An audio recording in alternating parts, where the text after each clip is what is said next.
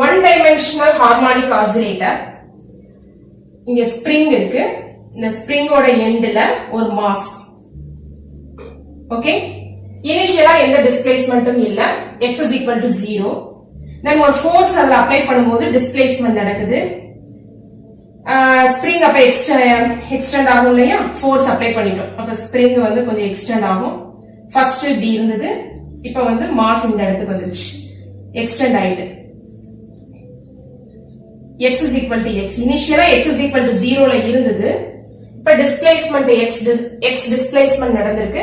அதுல ஒரு force apply பண்றோம். Potential energy V. லக்ராஞ்சியன் வேணும்னா நமக்கு T minus V. கைனடிக் எனர்ஜியும் வேணும், பொட்டன்ஷியல் எனர்ஜி Vயும் வேணும். F is equal to minus dV by dx நமக்கு தெரியும். இந்த ரிஸ்டோரிங் ஃபோர்ஸ் இருக்குதுல்ல, அந்த ஃபோர்ஸ் அப்ளை பண்ணும்போது டிஸ்பிளேஸ்மெண்ட் நடக்குது. அப்ப அந்த x க்கு டிஸ்பிளேஸ்மெண்ட் இங்க x க்கு டைரக்ட்லி ப்ரொபோர்ஷனலா இருக்கு. ஆனா வந்து இங்க சிம்பிள் ஹார்மோனிக் மோஷன் இப்படி தானே வருது. அப்ப opposite in direction. F is proportional to x. F is proportional to x. Okay, ஆனா அது வந்து எந்த டைரக்ஷன்ல இருக்கு, ஆப்போசிட் இன் டைரக்ஷன்ல இருக்கிறதுனால F is equal to minus kx. இந்த kங்கிறது spring constant. F is equal to minus dV by dx. இதுல இருந்து நம்ம எப்படி கொண்டு வரலாம், minus dV is equal to f dx. dV is equal to minus f dx. V is equal to integral dV. So that is integral minus f dx. So minus integral f dx. So that is minus integral f is minus kx dx.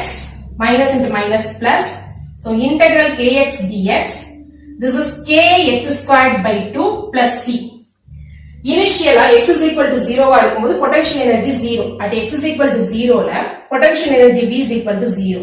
அப்ப நமக்கு என்ன கிடைச்சிருக்கு, V is equal to kx squared by 2 plus c. x க்கும் 0, v க்கும் 0 நம்ம substitute பண்ணும்போது c ஓட value 0 ன்னு கிடைக்கும். So potential energy V is equal to kx squared by 2. x displacement, k spring constant. இங்க சிம்பிள் ஹார்மோனிக் மோஷன் தான் நம்ம எக்ஸ்பீரியன்ஸ் பண்றோம். ஓகேவா, இங்க நம்ம ஃபீல் பண்றது simple harmonic motion.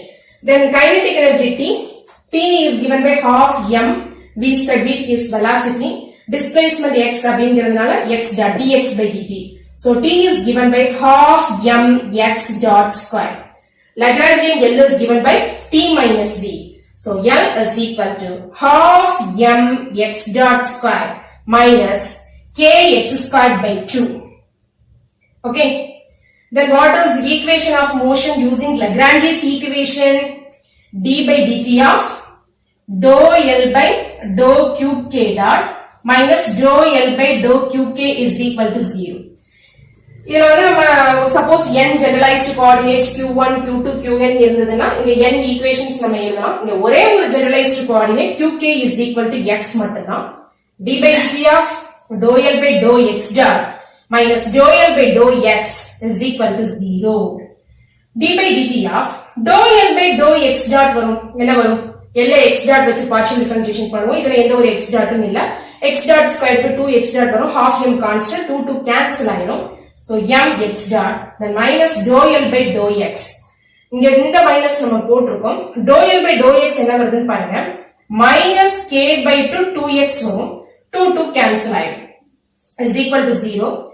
mx dotல m constant, x dot again t வச்சு நம்ம டிஃபரன்ஷியேஷன் பண்ணும்போது x double dot வரும், minus into minus plus kx is equal to 0. இதுதான் equation of motion using Lagrange's equation for one dimensional harmonic oscillator. So இன்னைக்கு நம்ம பார்த்தது ரொம்ப உங்களுக்கு யூஸ்ஃபுல்லா இருக்கும்னு நினைக்கிறேன். Thank you, thanks for watching.